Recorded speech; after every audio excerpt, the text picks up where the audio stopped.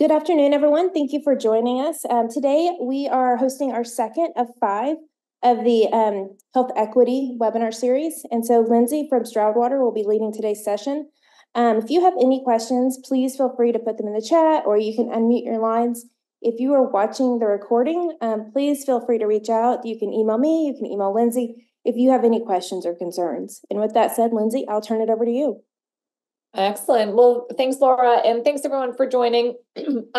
As mentioned, again, this is the second of the 5-part webinar series, and we're going to talk a little bit about strategy. And this is really focusing on that first domain within the new health equity MBQuit measure. So we'll just review that in just a moment. First, just again, I love to include this slide just as a reminder for folks on the call is that really, there is this continuum. We always say health equity is this journey, right? And every organization is going to be somewhere different along this continuum here and on their path to advancing health equity for your organization. So you really may be in the beginning stages. You might be a little bit further down this continuum, depending on your organization and where you are. So, hopefully this webinar series, as we continue on in the next couple of months, really kind of can fill any of those gaps or, expand and push you along on this journey and help you along the way. So just wanted to continue to kind of remind folks that we are certainly on this health equity journey. A little bit of housekeeping. Here are just kind of the upcoming schedule. So we do have 3 more remaining meetings in June, July, and August. The topics of those webinars are already out there. And so again, there are registration links for you to register for the webinars. And you can see just the different topics that will be covered on each of those remaining webinars. And also, we do have what we like to call kind of project activities or mini homework assignments after each webinar. And so this was the project activity after the first overview webinar. And it was really just to help build on and get you all thinking about today's webinar and today's webinar around strategy. And so we're going to kind of keep this out there. We'll send a reminder to you all on today on this project activity number 1. So if you do want to, think about your own hospital's strategy, or whether it's your community health needs assessment or your organizational strategic plan, but really kind of asking yourselves, does your hospital's vision embrace health equity? Does your hospital's strategic plan outline goals and objectives that relate to health equity? And then, do barriers exist in making health equity a strategic priority for your organization?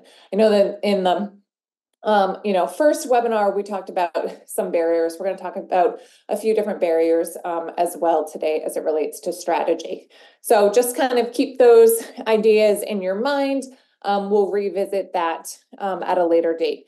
Then also, as part of assignment number 1, there was a link to a SurveyMonkey, which is really just a really brief health equity gap analysis. And when we do get some nice results, I'd love to share the results with you all from kind of a state perspective, just better understand where folks are as it relates to health equity through this gap analysis. I have to say that in some of the states that we have administered the gap analysis in, it pretty much coincides with some of the results in the COT inventory and assessment, which is really interesting because, there is a lower score on things around data collection and data use. And so we'll be talking about that on our next webinar as well. So I'd be interested and would love to share results for you all, but we want to make sure that we can get some participation. So this link will still be out there. We'll resend it.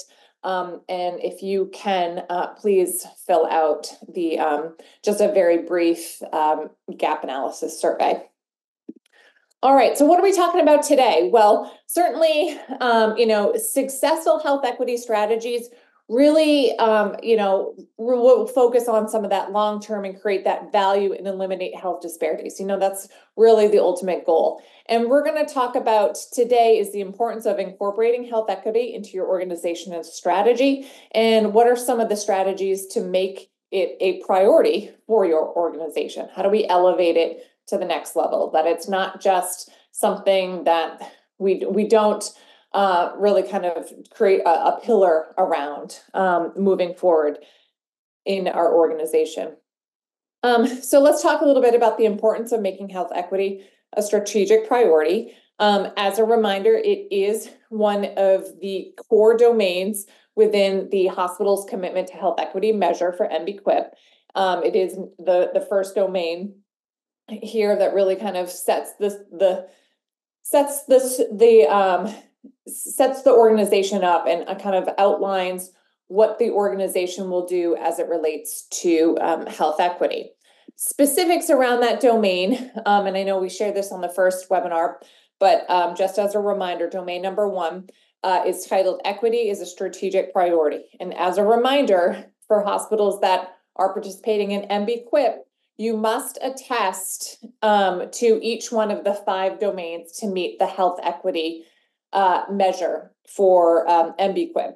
And within each of the domains are sub questions, and you must attest and answer yes to all of these sub questions to get credit for the domain in achieving success in the domain. It's very much scored like the antibiotic stewardship.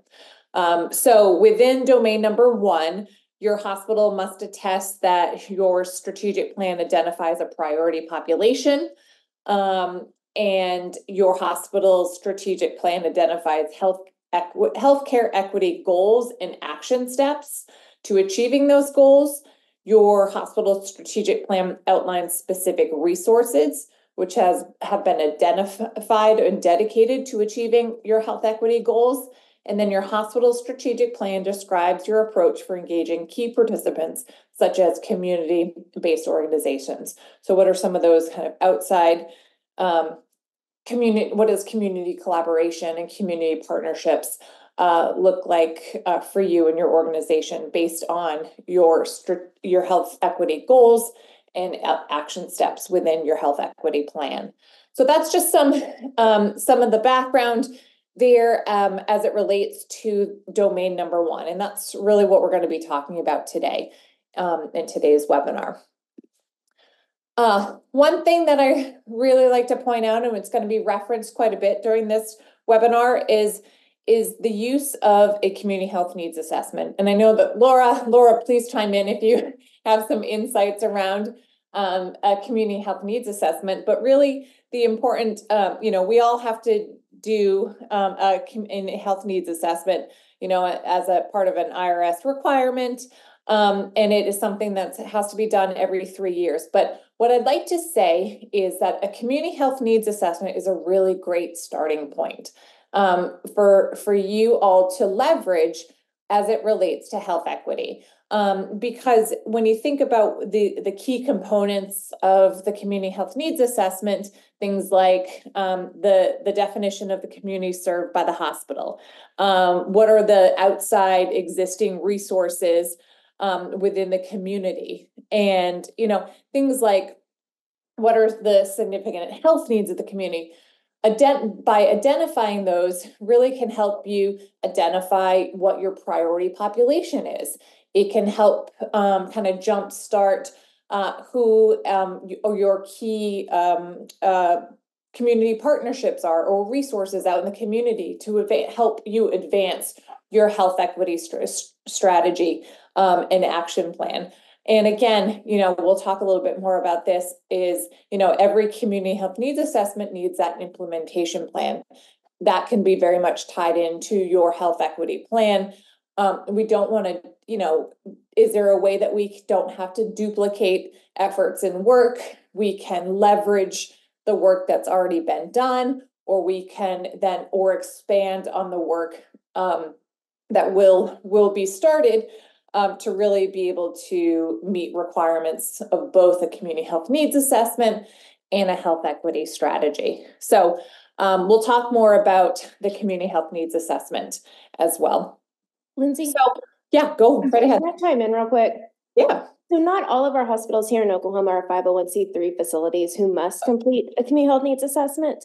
But with that said, for anyone who is wanting the data or wanting to look and see what the needs are in your community, I encourage everyone to kind of keep a pulse on your community. And it does not have to be a burdensome, large undertaking.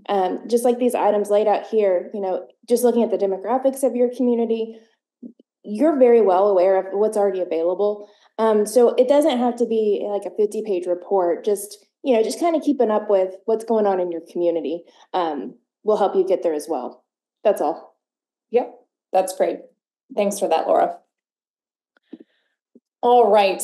And certainly what the key to success too, right, is the recognition that there's a commitment by the hospital to the organization. And, from different surveys that have been done, this particular are some survey results from the American Hospital Association's Institute for Diversity and Health Equity. They conducted a survey, sent it out to hospital leaders and health systems, wanting to get a better understanding about their desire to advance efforts to improve health equity, diversity, and inclusion, and as well as kind of their willingness and overall progress on action steps to really kind of advance some of these strategies. Surveys, about 96% of respondents reported that, this is a high priority for our organization in improving health equity and reducing disparities, very high, 96%. And of those 96%, about 35% of those were from rural hospital executives. And, there were around creating plans and goals leading towards health equity and diversity. There was this, gap between the planning, right? That we've have this high priority that health equity is we're committing to improving health equity. And we've kind of laid out these plans, but then taking the action step remains pretty large. There's a pretty big gap between the planning and actually making actionable advances towards improving health equity and reducing disparities. And also, less than half of those respondents are actually requiring employee training in cultural competencies, diversity, inclusion, and health equity. And by saying that, that's taking a organizational approach to advancing health equity for organizations. When you do consider and implement kind of organizational wide required employee training. And I think, that's been, having conversations with many organizations is, where do you start? Where do you start when you think about the requirements around these MBQIT measures, right? But how do we get that commitment? How do we get that buy-in? And certainly educating and providing some training and coaching to our employees, whether you're, a C-suite executive or you are, a tech in the imaging department, everybody should be going through these trainings and education around cultural competency, diversity, inclusion, and health equity to create that level of understanding. And so that, advancing health equity throughout the organization will be, uniform. Also, some other survey data that came out around commitments to hospitals, commitments to health equity for hospitals. A 2021 survey conducted by the BDO Center for Healthcare Excellence and Innovation, part of HIMSS, found that a third of healthcare organizations have health equity strategies in place. So that's great. A third of healthcare organizations have planned to implement a health equity strategy. So again, kind of going back to that journey that we're all kind of in these different phases of this health equity journey. Outcomes of the strategies remain unclear. And I think that goes back to, we have some really great ideas and strategies, but understanding what that desired outcome or even achieving said outcome still remains, we're not quite there yet, right?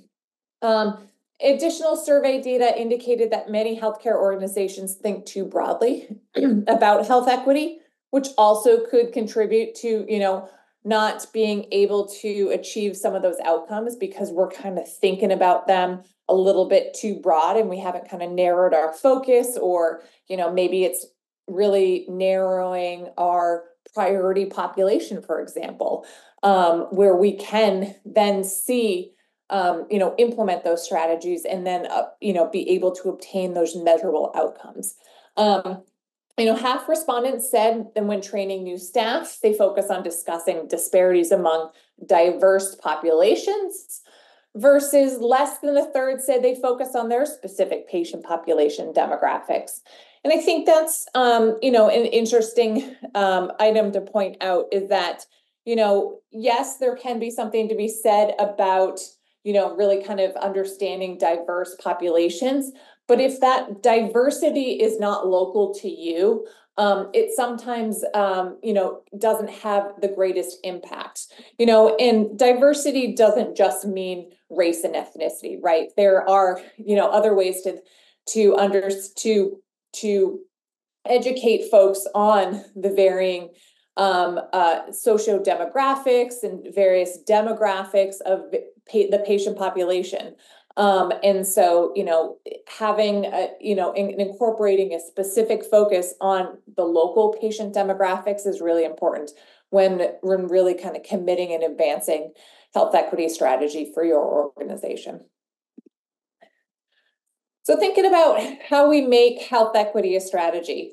And, as with a lot of things, right, making health equity a leader-driven priority, that it really must, be a commitment from leadership and to really drive it into the organization and really make some sizable changes in advancing health equity. And it really should be embraced from the board and to leaders. You see in one of the domains within the health equity strategy is around the commitments from hospital leaders, and hospital leaders being, medical staff members to the board to the executive team. This is a commitment and it's embraced, and it is, the work is moved forward throughout the organization, really driven by leaders of the organization. Really important to develop kind of structures and processes that support health equity. And, certainly this is key, and we're going to talk about in our next webinar, not to spoil anything, but we're going to talk a lot about, different frameworks that exist for data collection, and having different, developing processes and structures can ensure that, we are collecting really great data, collecting the data that's necessary to make informed decisions on. But again, it's just one example about kind of how we implement and develop kind of structures and process to support equity as it relates to data collection. We take specific action that addresses the social determinants of health. If we identify the health disparities that exist in our community, we learn about those needs and certainly those assets of the people who face those disparities. And then we can really come up with some of those key action steps that will inform our decision-making and be able to close those gaps and get to that desired outcome. One important thing to point out is the area around confronting institutional racism within the organization. If that, that systemic racism, whether it's implicit or overt, can really be that driver of poor health and poor health outcomes, and can certainly be a disruptor and a barrier as it relates to advancing health equity throughout your organization. So making sure that that is something that is talked about and addressed within the organization can really help kind of advance health equity as a strategic priority. And then lastly, around partnering with community organizations. And we are going to talk a lot about this, because when you think about health equity and it, the work that needs to be done as it relates to advancing health equity for your organization should not be done in a vacuum. And it is really hard to do it alone.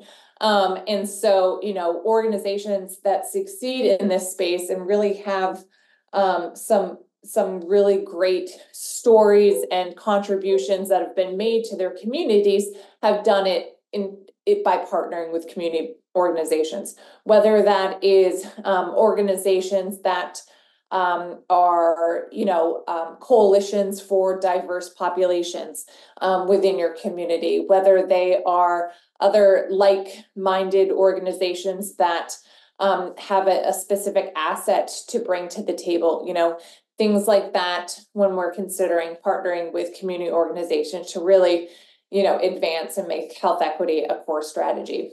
And these 5 kind of core areas is really, it's actually taken from IHI's Achieving Health Equity. And it's really just this guide for healthcare organizations. It's this framework. It's this kind of, where do we need to kind of focus our resources and our time to make health equity a core strategy for our organization.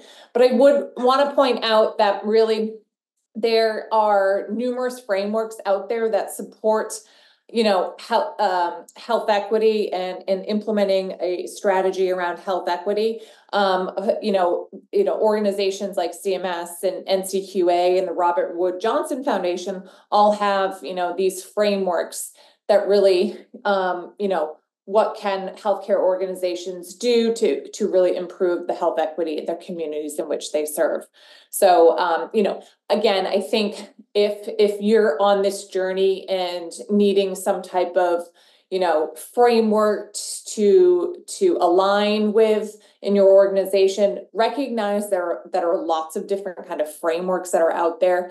Look at them all. And kind of come together with your team. If the framework is something that you all want to kind of align behind, make sure that it's one that really kind of meets your mission and your values of your organization, because there are some nuances and some differences between them. But I like a lot of the things that IHI and the American Hospital Association has put out. So I tend to kind of lean towards that. But again, there are lots of different resources out there around different frameworks too to help.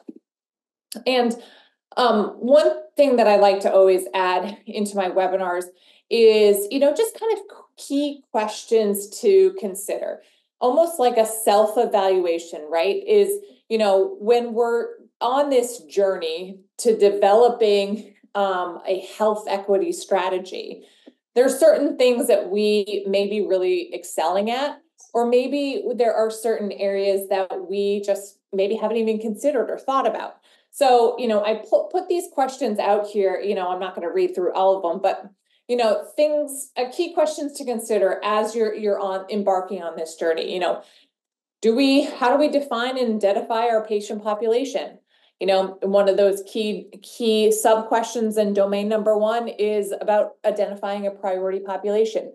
How do we do that? How have we talked about that? What are our steps to identifying that priority population that's going to be within our health equity strategy? Have we established strategic partnerships with community-based organizations around addressing specific disparities or community conditions that exacerbate inequity? What is that community partnership? What are those community organizations look like? What do they do? What would be, who could we potentially partner with on what, right? And a lot of that work will come out of that development of your health equity strategy. Have you gathered data and explored strategies that address disproportionate outcomes across the continuum? Maybe on something like prenatal or maternal health care, for instance. Is this an area of focus for your organization? And have you gathered data and explored that data in depth to looking for some of those inequities is certainly an excellent place to start.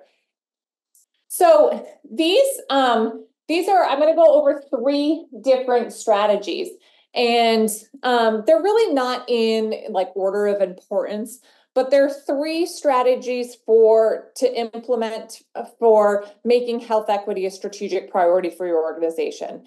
And, one is really around building will. And what I mean by that is, in order for us to make health equity a strategic priority, it requires building will and increasing awareness throughout your organization.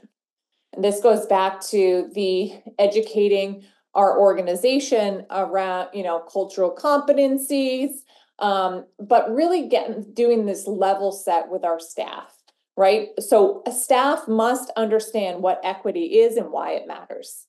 Have we had that conversation? Have we articulated that to our staff in any way? What are the conversations that we've had internally as it relates to equity or even health equity? And then even, understanding what your current and historical context for inequities are. And these can be very specific to your communities, locally, to your state. What are those inequities that exist? And increasing awareness about equity in your organization. Sharing data and patient stories about health equity, and creating that shared language for health equity. These all are, key areas to building that will in that level of understanding across the organization. There was one of the webinars that I'd done, a organization had shared about how they have shared kind of patient stories about health and health equity, and that how their organization has kind of stepped up and done some really nice work as it relates to health equity for their patients, and being able to share stories from patients on how social determinants of health was identified during screening, and the hospital was able to connect that particular patient with community resource, and now they're thriving in their community based on that identified need and being able to fill that gap. So being able to share things like that really will help cement what the organization's desires are moving forward, and really kind of get the whole organization involved. Speaking of kind of cultural competency, again, back to the survey data from the American Hospital Association, 68% of respondents said they agree or strongly agree that staff receive training on cultural competencies and address unconscious bias within their organization. So a third of responding hospitals provided no information on their organizational cultural competency training program. So you may want to kind of evaluate, do you all have some type of training program that exists? Is it something that you all have talked about, and maybe it's just, we don't know where to start? And less than half of the responding hospitals require employee trainings in cultural competency, diversity, and inclusion and equity. So, that require being that key word there.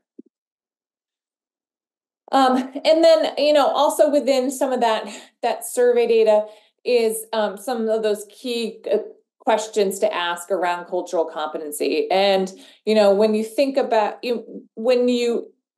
to address the areas of cultural competency, are you requiring staff and caregivers, whether through onboarding or required training and education, to complete that cultural competency and unconscious bias training? Is this something that is required for all staff? That's part of kind of building that into your overall organizational strategy, right? Who's accountable? Who's accountable for driving the cultural competency and diversity in education? And how do we ensure that it's ingrained in our culture and the values of our organization? Who's accountable for that? Is that a function of HR? Is that a function of, in a responsibility and accountability of our senior leaders and executives at our organization, the board? Who is it? And how do we define success regarding diversity within healthcare leadership, management, and governance? Are there different metrics that we've defined in our strategic goals and plans? And how are we tracking progress? Going back to some of the sub questions in domain number 1 of the health equity MBQuit measure is around that developing that action plan. And what are the steps to achieve a desired goal? And how do you measure? And so it really, really important to really consider as it relates to your health equity strategy. And then who's really accountable for progress updates and generating that awareness? Who's going to share, progress within an action plan, or even, who's the owner of said action plan? And then who's going to share that information and communicate progress updates with hospital leaders or the board or medical staff, because it is very important. It's part of that kind of communication, that implementation, that measuring success throughout the organization, and really holding each other accountable for that success. And then lastly, around kind of identifying and strengthening the diverse talent pipeline. I know, I often hear that, we are in rural, and, our pipeline is not as big as maybe a more urban care setting, urban hospital setting. And so we really have to work extra hard at identifying and strengthening that diverse talent pipeline. But really, when you think about, in your conversations around what that looks like, what programs and tools are we utilizing to source a diverse talent? And what are the barriers that are kind of in place that we can help, minimize to ensure that we do have that pipeline of diverse talent.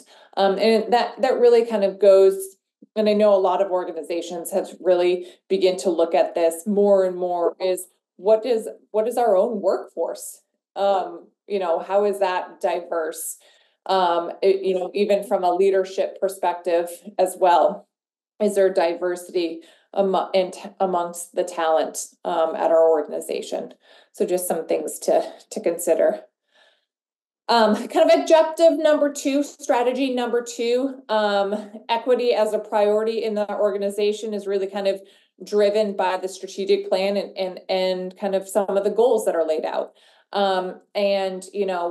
Without any clarity around how equity ties back to the organization's mission, vision, and values, your organization's staff will really, struggle to really understand and prioritize what they're supposed to do as it relates to health equity. And I think that can be certainly said with any type of strategy plan.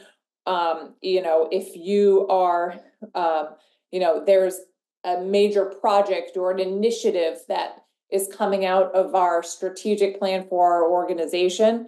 Well, if there's nothing that's been kind of articulated or shared with staff at how it relates to kind of the overall, like, where are we going? What is the point of this, right? Then, you get less and less of that buy-in. I think that can be said for any organization, not just a hospital, and really around kind of any of these kind of larger, bigger initiatives and kind of priorities. There is something to be said when an organization includes equity as a priority, then it can really establish different goals and priorities, resources, measurement, and accountability for improving health equity. This here is just on this chart is just an example here of a organization who has kind of included the identification and elimination of inequities in their organizational strategic plan. So this was one of their goals outlined to, and really with under the community health kind of pillar and improving the health of the communities we serve, that being kind of their mission. And then what are those kind of key objectives to advance the priority around eliminating inequities in, that have been identified. And so they have kind of different objectives or goals that they can serve as part of their action plan. What are those key steps? And then they can really start to build out, what are the different resources, what is the timeline, and who's accountable for really moving forward these key objectives here. And again, some key questions to ask, yourselves as you're really thinking about the planning part and how you'll develop an action plan with key steps for implementation and desired goals. It really reflecting back on what's already out there for your organization. Is your organization's strategic plan, is equity even, a part of your organization's strategic plan? Do you have equity in any of your department level strategic plans? If you do have, department level goals or strategies, is that something that is included? And if not, why? How might improving equity enhance the stated aims of the organization and departments? So if we were to, improve equity, how does that help the overall, whether it's, specific aims that we've identified? How is this advancing? And then do all senior leaders and board members understand the importance of making health equity a strategic priority? That's certainly a key question, a key driver here is have members of, that leadership team, the executive team, did they understand the importance? And if not, how might you engage them, with them in discussing this topic? And it's something important that all boards should really incorporate, have conversations about, because it is vital as we continue to create a more equitable healthcare system. Our hospital boards have a part in that. And then lastly, building on the ownership and commitment from executive teams. Executive teams demonstrate their commitment to improving health equity through their actions and behaviors, right? Creating that safe environment for staff to raise issues related to equity at any level of the organization. And when we can do this, we've created this space, we've created this, organization that really, can demonstrate that we are kind of all in improving health equity. We're doing it through different actions and behaviors, such as, hospitals instituting equity advancing policies in your organization. And one question I love asking, and it kind of gets people's ideas and questioning their own organizations, is when we review our organizational policies, have we ever considered reviewing them from the aspect of equity? Looking at them like who benefits from this policy and maybe who is excluded by this policy or this decision. And to kind of think about that. I know some organizations have actually gone through this exercise and identified, well, this particular kind of subpopulation of our patients is really excluded by this policy. How can we improve this? How can we improve the language? How can we be more inclusive in this said policy? And so, so again, maybe a good exercise as you continue to build and really kind of demonstrate that commitment to improving health equity in your organization is to review some of your policies and procedures. Leaders who have really committed and around health equity in their organization really can communicate the importance of equity, that they have a good understanding of what it is, and kind of a path to how to achieve that. They create and co-develop a shared vision for equity in the community. And some organizations have tied executive compensation to equity type goals, as part of their overall performance evaluation, and tying some of that incentive compensation to equity goals. Much like a physician getting tied to some type of quality metric, incentive payment there. And then really important around that commitment part and that ownership is around reviewing equity data.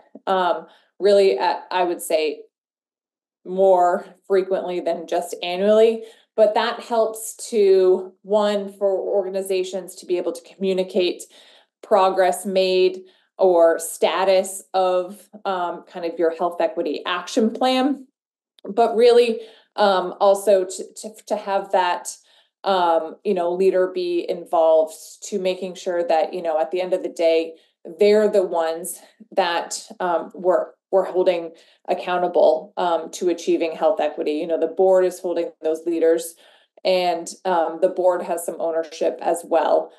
So making sure that sharing information and data is, whether it's progress on an action plan or health equity related data based on our patient population, that information is shared. And so it can be communicated and improved upon from a leadership perspective.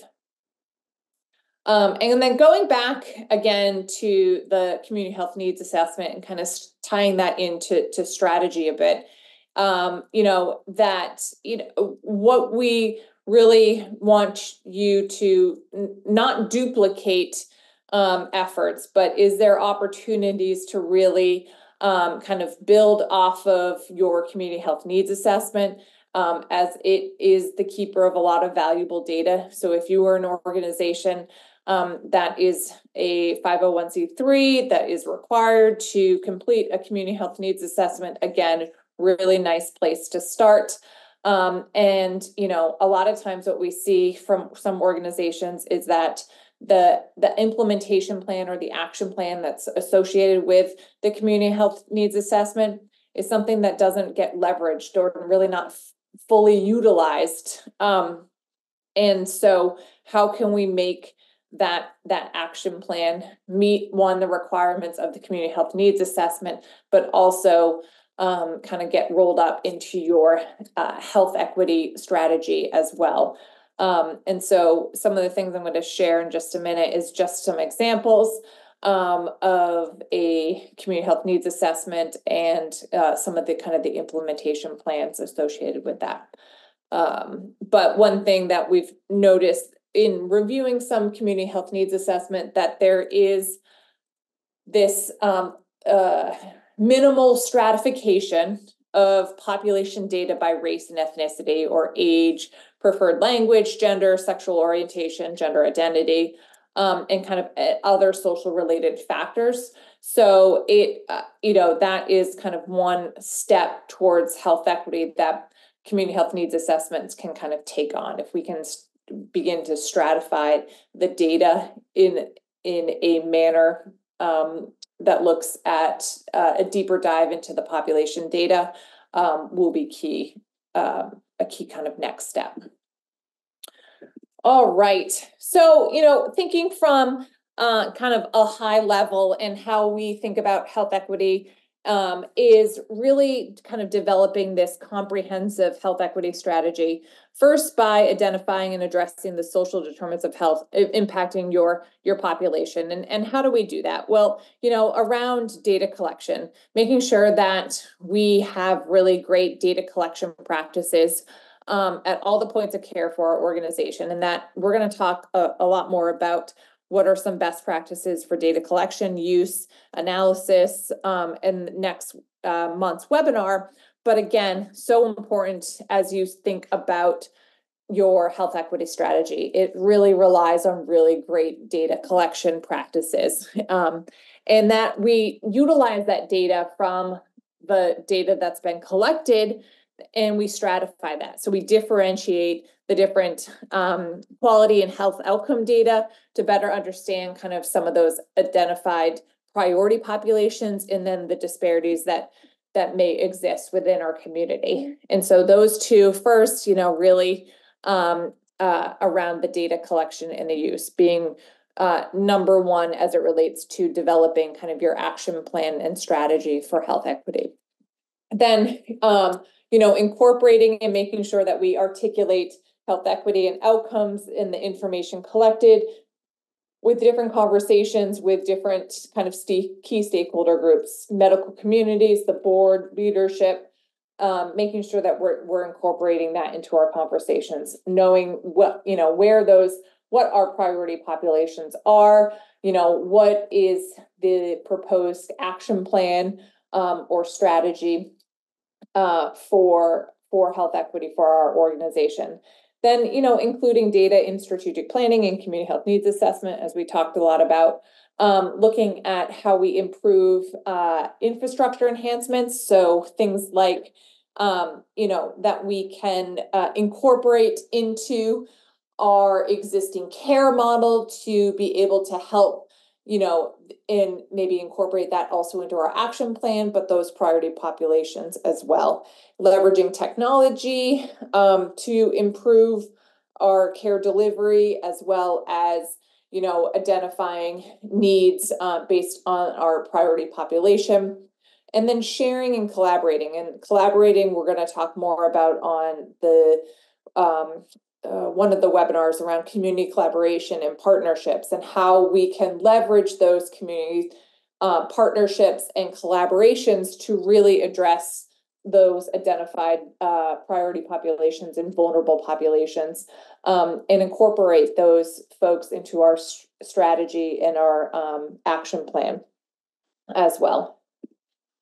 So just an example of how, again, tying back the community health needs assessment with a health equity strategy, really, thinking about the implementation plan part of the community health needs assessment.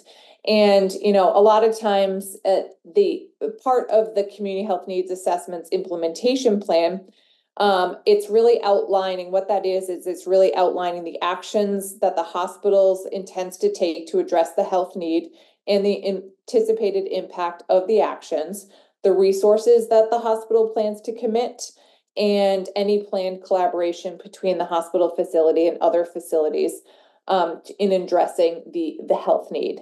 So very similar to what is articulated in the health equity strategy kind of development, right? It's, what are those outside resources? What resources are needed to commit to addressing and supporting that priority population, right? What are those action steps? Who's responsible? And again, those community collaborations or partnerships as well. So just to kind of visualize, this is taken from a sample community health needs assessment from, the identified health need was mental health. And the key objective for this organization, or the goal, was to ensure that there was adequate supply of primary care providers to the market service needs. And there's a list of kind of what are those key action steps, utilize partnerships with telepsych services, educate the community on financial options, ensure that the privacy of patients and AA members are, and collaborate with the group to host meetings in a more secure location. So that community collaboration.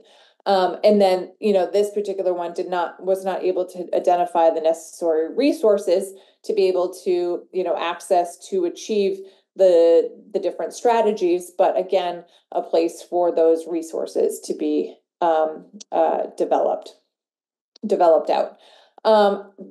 This one being around the healthcare need, around care coordination and education with some identified goals and objectives. around improving community health, tying that into care coordination and education.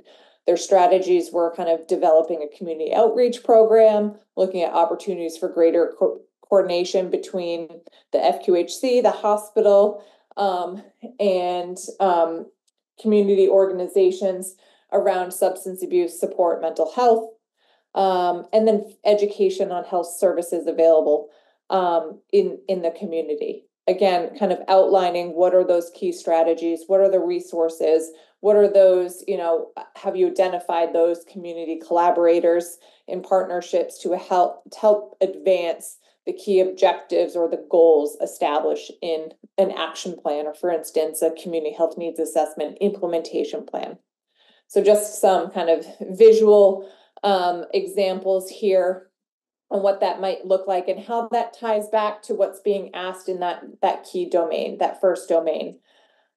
And, lastly, kind of tying it all together, and I think this is where it hits home for me the most, is tackling health equity can really seem like it's climbing Mount Everest, right?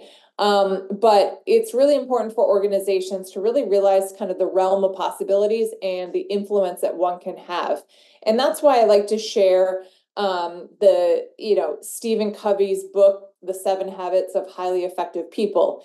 And within this book, Stephen Covey kind of distinguishes proactive people, people who they kind of focus on what they can do and what they can influence. And then there's reactive people. Those are people who focus all of their energy on the things that are outside of their control.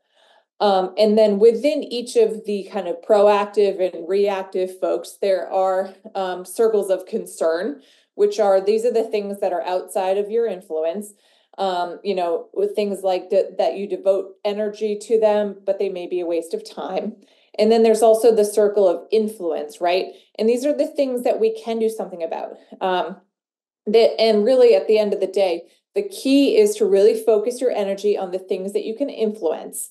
And those are what's going to have the biggest and most effective changes, are those areas within the circle of influence, and really to ignore the areas in that circle of concern.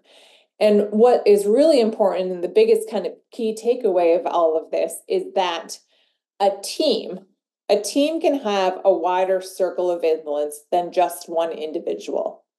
And that's really true is when you think about health equity. And if you just think about it from the lens of the hospital and that's it, right? You can only go so far. You can only influence, within the purview of the hospital. But if you create a team, you collaborate with partners, you bring different organizations together, you're gonna have success outside of just that limited circle of influence. You're gonna have that wider circle of influence, that kind of wider possibility to affect changes. And I think when it comes to health equity, that is a big focus, is that what is within our circle of influence and how do we kind of expand that? Who do we expand that with? So just kind of some key things to think about when you are embarking on that health equity strategy, and considering what that priority population is. Do we have the resources? Do we have the partners to support and develop an action plan and have desired goals and outcomes based on that the ability to affect change? And then if not, where do we need to kind of seek outside of our own kind of internal controls? So with that, any questions, thoughts, comments? I know I have a little bit of time to kind of talk about our next steps. I don't think I saw anything in the chat. Okay, and just as a reminder, slide deck and recording will be sent out after today's webinar, so just look for an email from Laura, as well as the instructions kind of for our next project activity. We're going to include, again, This is to build on the next webinar, which is going to be on Monday, June 24th. Same time, the 12 to 1 Central Time, and it's going to be around data collection and use. And what I would love if you can is to send just me a note. It can be in the email, can be in a Word document, however you want to send it, but just answer these 3 questions.